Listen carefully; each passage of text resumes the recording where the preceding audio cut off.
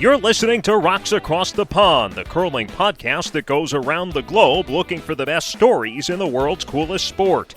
We have curling news and views for everyone, whether you're playing in your Thursday league or following your favorite teams on tour. Now here are your hosts, Ryan McGee and our Professor of Peel, Jonathan Havercroft.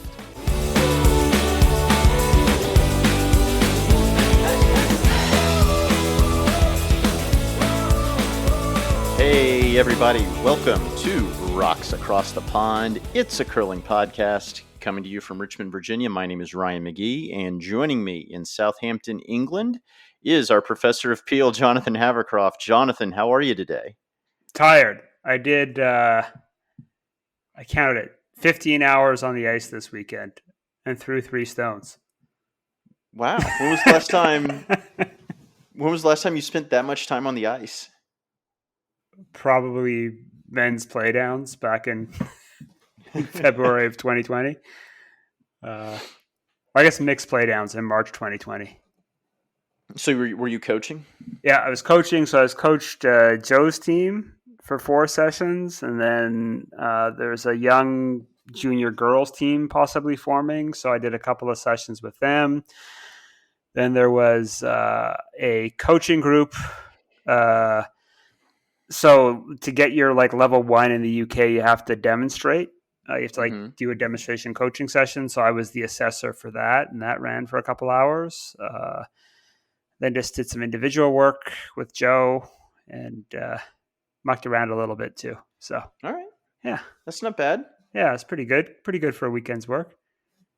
So we are going to a continent that we have not hit yet. Here on this podcast, we're going to South America, and we are going to Brazil by way of Vancouver for this show. Yeah, so I think we've been doing a few of these. So I think part of what we're trying to do here is go around the world and see how curling's taken off in different parts of the world. And so this is, I guess we've already done Australia in the Southern Hemisphere. Mm-hmm. So this is our second trip to the Southern Hemisphere. First time in South America, and it's interesting to see because this is the first time that we've talked to someone who helped form a club for people from their nation of expats like this, because you have a club of Brazilian curlers that play in Vancouver.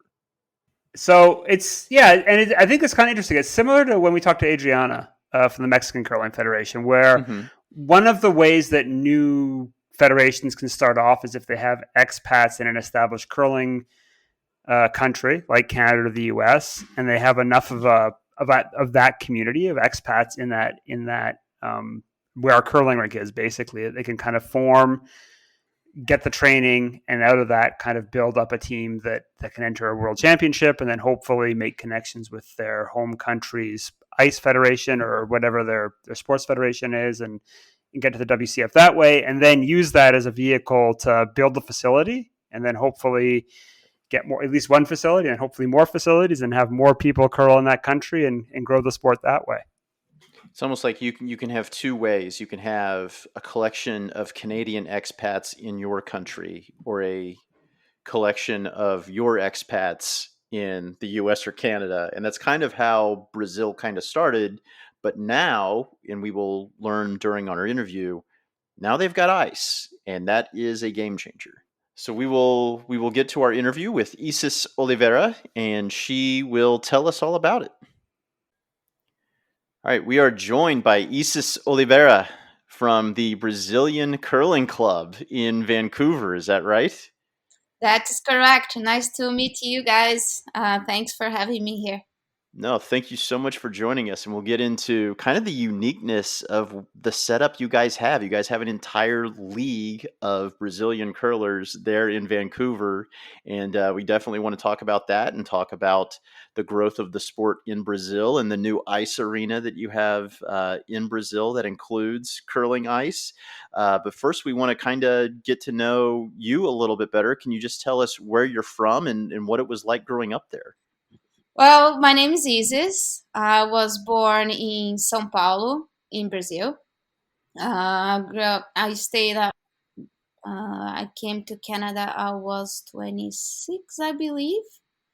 Then I grew up in Brazil, have my school, university, families, friends, everybody there.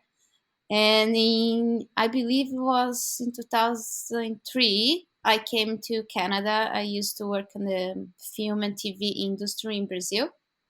And in Vancouver, is the film industry here is Mm-hmm. really huge.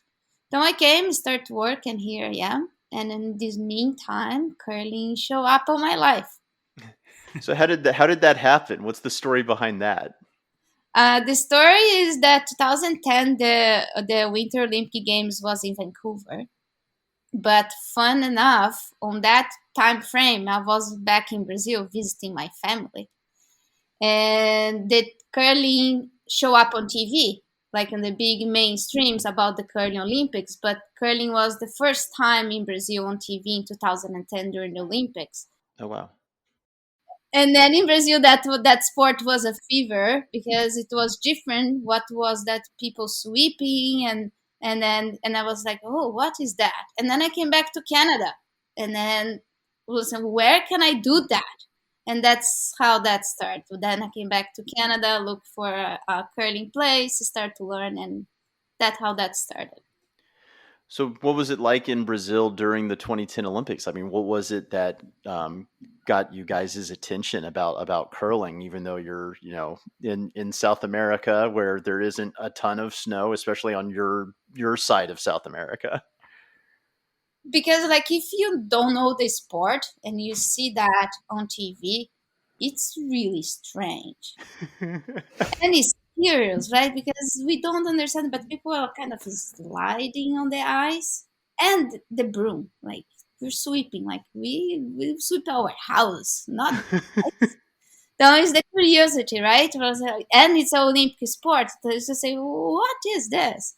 And then I got with some other friends back here in Vancouver, like all Brazilians, and we look for ice and we start to curl. And that's kind of like the beginning of the story. And then what was it about curling that made you want to keep playing? I mean, if it looks so strange on TV, like what was it that kind of clicked when you were on the ice that you decided I want to keep doing this? First, the laugh, because it looks easy, but when you are there, you fall, you slide, you can't do it. Then the challenge of no, I wanna do that is the first click. And the second one is like when you start to curl since the beginning, you learn the part of friendships, partnership, the shaky hands. That is just amazing. Just got me right away. Before there was a curling club in Brazil, were there Brazilians curling in other parts of the world, or how did curling in Brazil get started as like an organized movement? The first people that started to curl Brazilians were some boys in Quebec, 2008, 9, or 10. On that period, I'm not exactly which year, but they got together. They all went to curling club, start to curl, like it, and then they figure out that was an ice sports federation in Brazil, and then they got in touch with them, and that's kind of everything starts.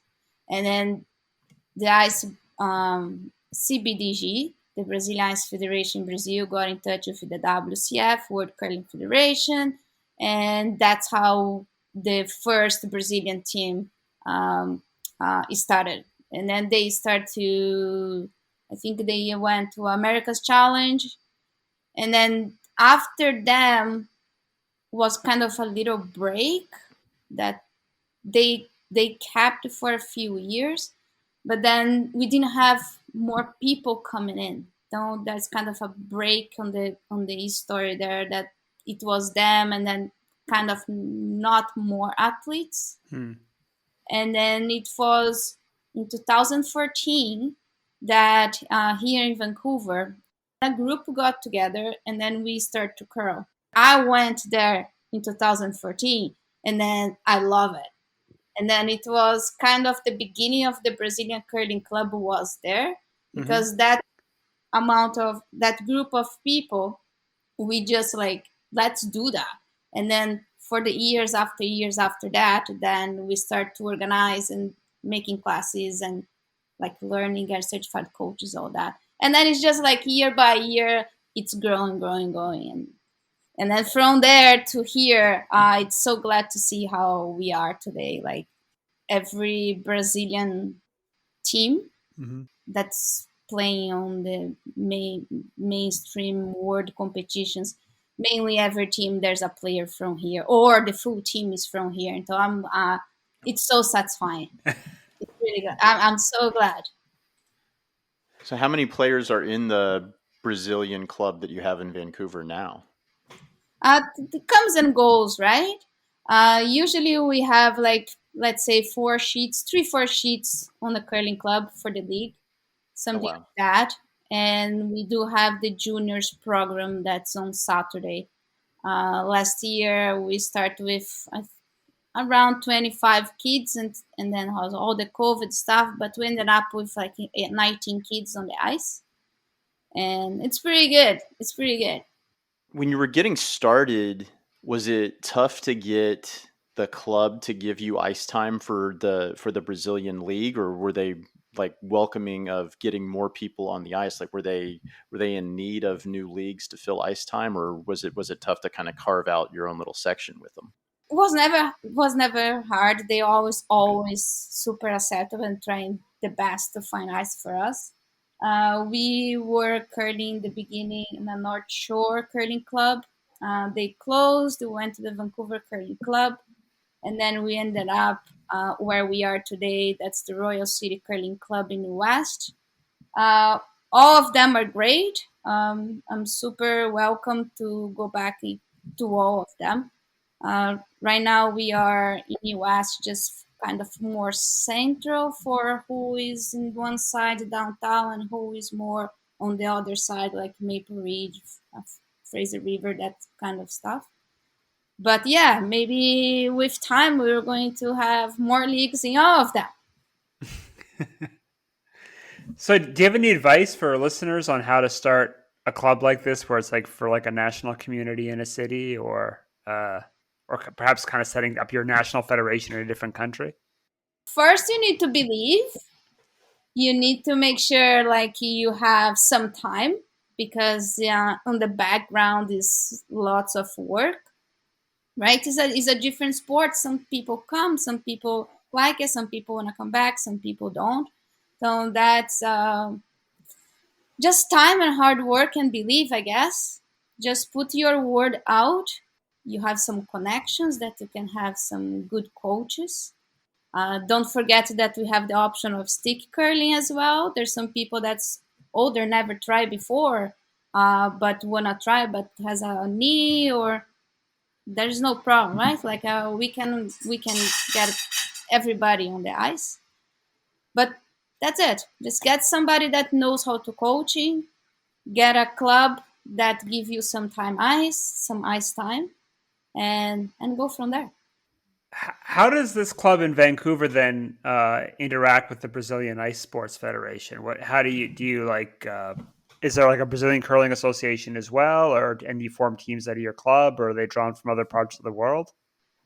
The big challenge in Brazil all these years was because we did not have ice in Brazil, right? So Mm-hmm. all the curlers that Brazil has is in Canada.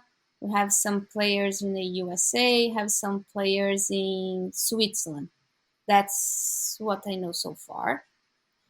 And it's hard when you don't have lots of people curling, right? If you have lots of ice and lots of people curling, when you do a selection for along the road, you will have a better quality teams, more competitive for you to go in a world level. So the biggest challenge forever was don't have the ice in Brazil where we could have lots of Brazilians curling. So the Brazilian Curling Club was a way that we could keep bringing new people, teaching new people for along along the run, be able to get more competitive teams to help the lack of ice that we had in Brazil. Then for everybody happiness, last year Brazil opened their first arena, 3 sheets of ice in São Paulo City. and they've been working since then. But COVID came, and there's some challenge there. Though the curling is happening right now, on and off. Like, I think it's everywhere and around the world is the same, right? They Yeah. can open, they cannot open, new regulations, safety, health issue, COVID. So since the arena opened, they have been with a little hard time. It's a nice complex with on the side 3 curling sheets and a big ice for ice skating and hockey. So ice skating and rocket hockey has been going better because it's open. So they've been able to keep going. But curling, because it's closed, yeah, that has been hard. But we still love it. We still think that's the first step for us to get more players. We just need a little bit more time to make that happen. On the meantime, here in Canada, we have the opportunity that we have lots of ice, right? There is a curling club every corner. We do have really good coaches, right? Canadian coaches. In Brazil is a little bit more challenge. Like, who is there to teach right now? They have one coach there. His name is Scott. He is Canadian but married of a Brazilian. Anyways, he's there. He's good, but he's the kind of the only person there that could teach. So it's tough, but it's a long process. Step by step is growing there. But for me, having the possibility to be here in Canada, all the help of ice clubs availability and good coaches to help us out to bring Brazilians to the ice and make competitive teams. It's great. So, how have the national teams changed over time? Have they initially, was it just drawn from the Vancouver group, or do you just draw from wherever you can? Do you have a championship or a playoff? How do you select your teams to compete in WCF events? Yeah, every year the Brazilian Federation do a championship for all the categories, right? Women's, adults, ladies, mixed doubles. The last few years, all the championships has been happening in Vancouver because the majority of the players were here. So it was easier to make a competition where most of the players were. Now with the arena in Brazil, the plan is to do the championships in there. The championship is usually it changes. Usually we were doing February, March, but now we're planning because it's in Brazil. Maybe we're going to do a off season, regular season, till maybe May, June, July. That's where they are scheduling for the next championships. And then people subscribe, and then they play, and who wins? Go. Oh, that would be awesome, Jonathan. To your knowledge, would it just be that arena and the arena in New Zealand is the only two in the Southern Hemisphere, the only two dedicated curling clubs in the Southern Hemisphere? It has to be, right? I can't think That's of pretty anywhere cool. else at the moment, because the only other Australia is the only other Southern Hemisphere federation that's active at the moment, right? Like in terms of like putting teams in world championship events. It's really cool, guys. It's really cool. Yeah. Really cool. How long were they open before the pandemic hit? Oh my God, it was so bad. Oh, I no. was there. I was there January 25 to February 1st or something like that. Oh wow. The week of opening. Oh wow. I came So it back. was 1 month. Things were already closing up for COVID. It was, I don't know, 10 days, 2 weeks. Oh no. Yeah. That's just horrible timing. Yeah. So how are things down in Brazil? I've seen that it's been rough lately, that they had another spike. Is it improving down there to where they might be able to start bringing people into curl again soon? I hope so. I don't know. This COVID thing is all crazy. It's open and close, open and close. They close everything up here again. Mm. I don't So know. what went into getting getting the curling aspect of the arena built? Was it a group venture on behalf of the entire Ice Sports Federation, and they decided they wanted both a hockey / skating rink and curling, or do you know the history of how that facility wound up getting built? I know a little bit. The World Curling Federation, WCF, they allow all the federations every year present some projects Mm-hmm. for building new arenas. And this CBDG applied a few years ago for that funding, and they were approved. So the arena was actually built with money from WCF that they give a certain amount of money, then they build the project, and after a certain amount of years, they start to pay back. So the arena start like that. And then what CBDG did was instead of just do the 3 sheets curling ice, they decided to make a little bigger project.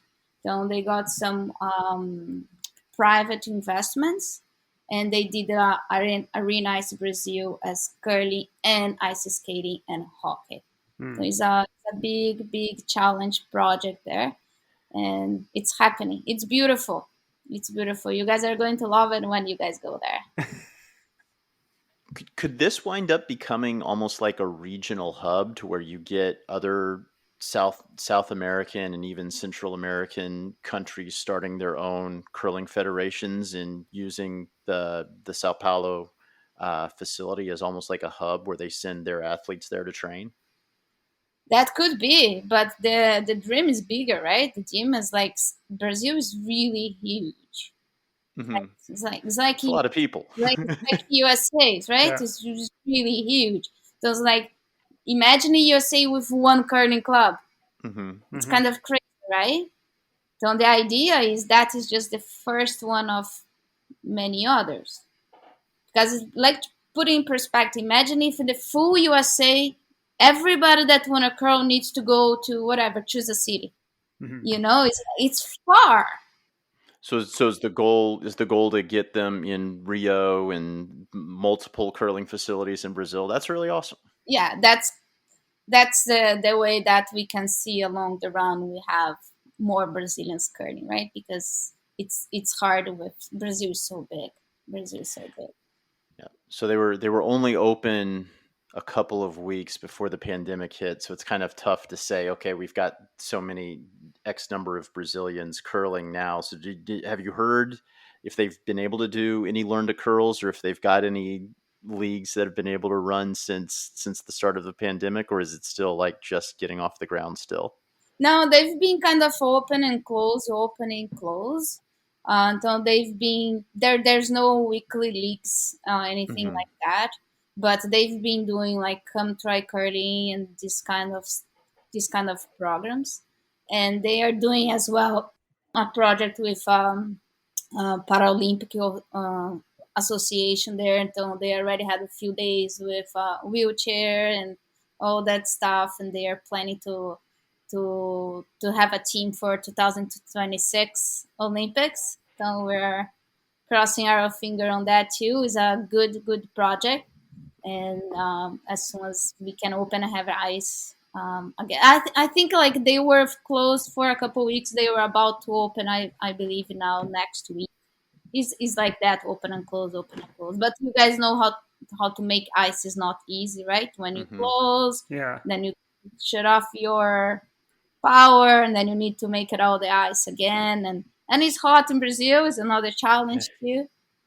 So is this a 12-month of the year rink, or is it like when outside of COVID, is the plan to let it run year round, or? The first plan, yes. Okay. I'm not sure if things are going to stay, but so far, yes. Okay. And so the hope is that you'll be able to start having leagues and having teams develop there and all of that on top of just the tri curling sessions. Oh yes, Yeah. that's for sure. That's for sure. I know that's the goal. So do you think you could host, do you think that the play downs eventually would be in Brazil then instead of Vancouver? Would that be part of the plan too, or? Yes, yes. That was already planned for this past year, but because COVID, everything was canceled. Yes, the plan is for the date's not scheduled yet, but it's going to be probably June, July next year. You'll be in Brazil. You should go there. I would love to go. I mean, I've been stuck in England Hey. for 2 years now. I'm desperate to go anywhere, so I would go to Brazil for sure. Yeah. Hey, you guys have talked about needing coaches. You could very easily hire Jonathan and move him down to Sao Paulo. I'm sure he'd be happy to be added to the coaching staff for the ice arena there. Here you go. Here you go. There we go. Yeah. Well, I think we need some Portuguese. I don't have great Portuguese, unfortunately. It's English and French for me. So I'm sure you could add Portuguese. Oh, French come from the Latin. Maybe Yeah. there's a Yeah. communication there. yeah. So as you guys are building, is there another country that you guys have seen grow that you're trying to model yourselves after them, or is this kind of a whole new territory in terms of growing a curling nation, do you think? Myself, I think my big experience is just what I learned here in Canada, right? Mm-hmm. How things happen, how the leagues go, how the juniors program are. So I feel lucky to be in Canada. I know you guys are in the USA, but I feel very fortunate to have all the coachings that can coaches and curling programs and camps and all that kind of stuff. Canada curling is big here in Canada, and I feel lucky to have all these experienced people that can help and teach. So my experience personally is it's just how things are happening here. Sometimes we actually have discussions there on the Brazilian Federation because I'm part of the technical committee there, and sometimes they say, "Oh, that's just in Canada. That's not how it works around the world." Well, it works. And then what's the future for you? I know that there's there's the pre OQE coming up relatively soon. Do you plan on? Is Brazil planning on sending teams to that?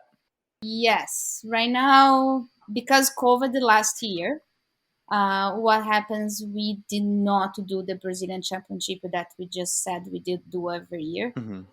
It was canceled. Then what they did, they opened it for subscription, and it was decided by the athletes. We decided between the athletes to make some arrangements to decide teams that were going. And then if we could not agree on, then we will let the CBDG decide it. That was really good. Athletes got together by Zoom meeting last year, and we decided instead of one team representing Brazil on each category, we open up for two teams to represent Brazil this year because it's a pre-Olympic year. Then we Mm-hmm. had competitions for the Olympic qualifying and competitions for the World qualifying. Then we have two different teams going to each one of these. We're calling as routes: Olympic Okay. route and World's route. Hmm. So now we have a women's and men's going to the pre-qualifying event that's going to happen in Turkey Mm-hmm. now in October. And my team, the team that I'm skipping, and the boys team, we are going to the World's route. The team that I'm playing right now is called Onda Brazil. We've been playing for a couple of years together. We are really glad to be representing Brazil this year. And we are just waiting to see if we're going to the USA for the Americans Challenge. Always happy to be there. We're just waiting for WCF to announce if it's going to happen or not going to Mm-hmm. happen. And then if we get first, second, or third place on the Americans Challenge, we would be going to Finland to the WQE in. Mm-hmm. Hmm. Yes, I'm excited. I can't wait for competitions. You guys have. I know. Oh, sure, yeah. So, so maybe for our listeners, just explain it. So, if you're in the America zone, so how many countries normally sign up in the America zone for the Americas Challenge? So the rule is they spots around the world to go to the World Championship. It divided by zones. Mm-hmm. So America zone that include North America, Central America, and South America.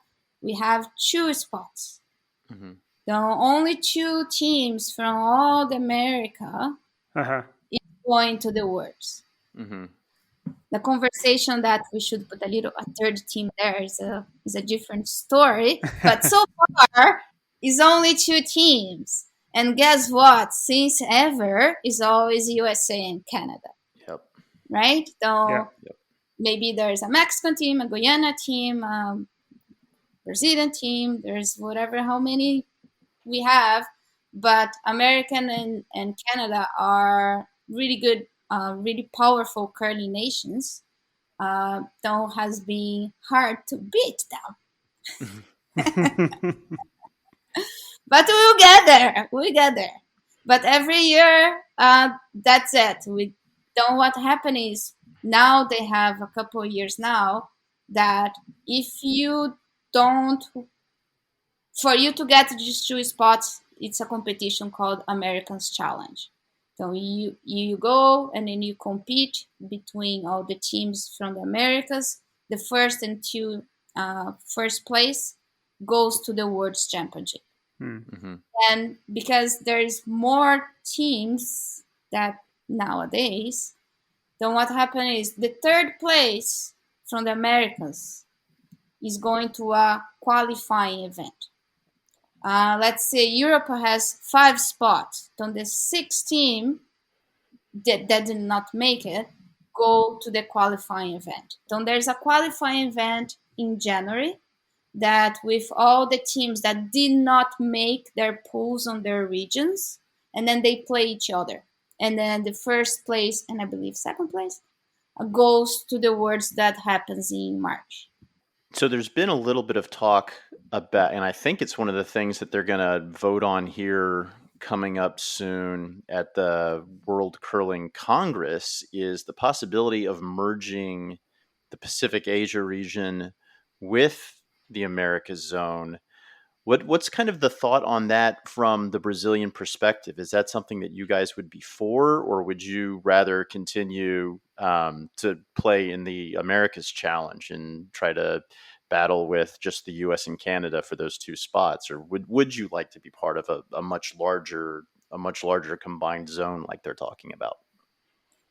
I think if you think with me, just to follow the process, what is the Americans Challenge? Who knows about that? Who sees about that? Where do we see? Where do we watch games? Like, we don't.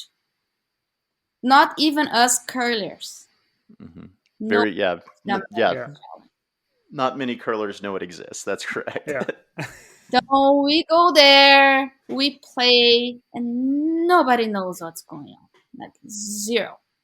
So I think the idea of us making this a bigger event, it's for the curling in general, for everybody. Mm-hmm. Because then we can show the sports as a bigger thing. Like, look, this is a big competition. We are curling because we wanna get to the Worlds. So I think it's going to be good for everybody, including all the part of sponsorship, show your brand and all that, right? Like, oh, I'm going to the Americans Challenge. Okay, what is that, right? Because that is interesting, because the WCF does, do it up pretty big for the Euros and for the Asia Pacific Championship, but because there's no television partner for the Americas Challenge, you're usually relegated to an in-house YouTube feed if you're lucky. Yeah. For the Americas Challenge. If you're lucky.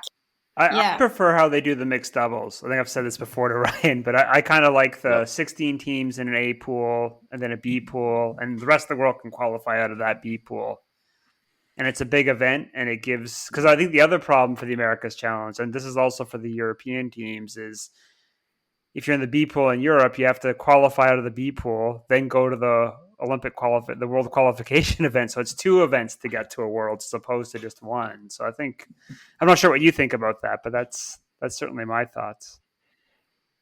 Oh, what I believe is, if our goal is to grow curling around the world, we need to give opportunity for people. Mm-hmm. Then if we close, it's going to be hard, because as we are curlers, we know curling is a technical sport. So you need ice time, right? You need to practice. You need to learn. Is all the technical part.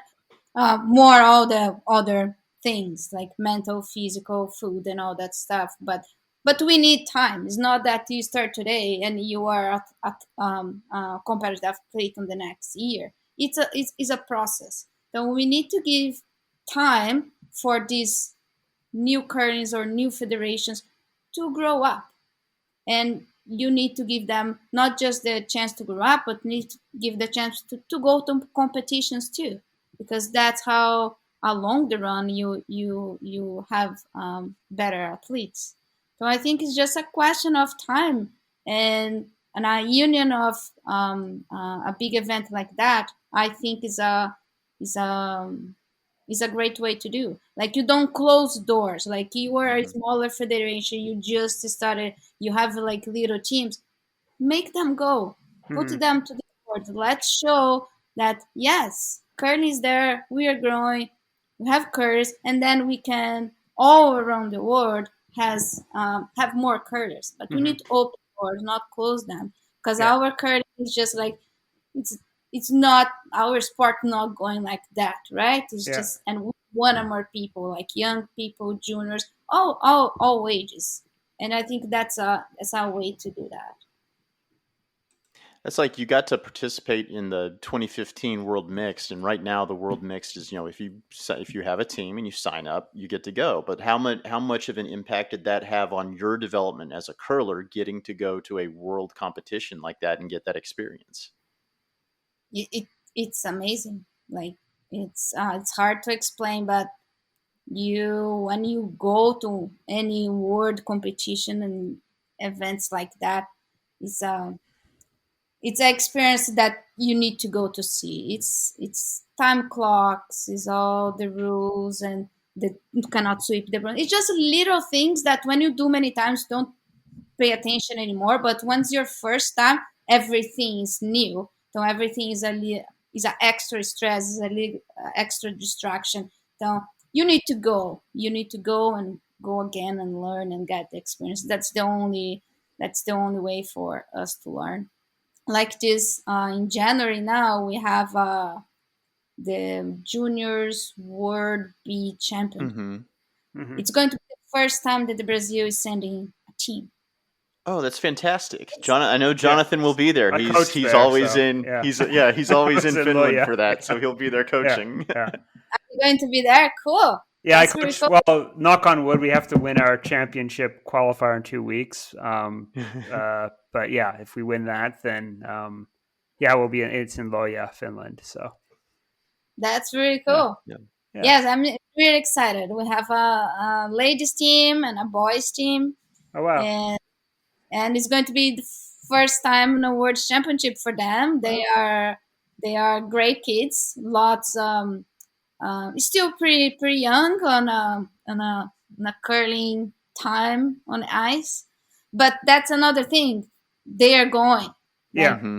right. They still need to learn lots. They're still pretty new, but that's it. They're going to have an opportunity to go to the world event. They Yeah. will learn so much for the future years, that they have so much years ahead. Yeah, it's a fantastic event, to be honest, because it's exactly what you're saying. Because there's always, like, USA has slipped down to the B pool, so there'll be 2 USA teams playing in this. So very experienced nations, and there's always a couple of very strong teams from established countries, and then there's a lot of developing countries and a lot in between. And if the the boys I've been coaching, two of them, they first went when they were 13 and they're 19 and 20 now, right? So they're getting stronger, and they've got to play against people and get better over time. The first couple times we got killed, but they're very competitive now. So I think it's great for countries to do that, and you get to meet people from all over the world, right? So you get like New Zealand, Japan,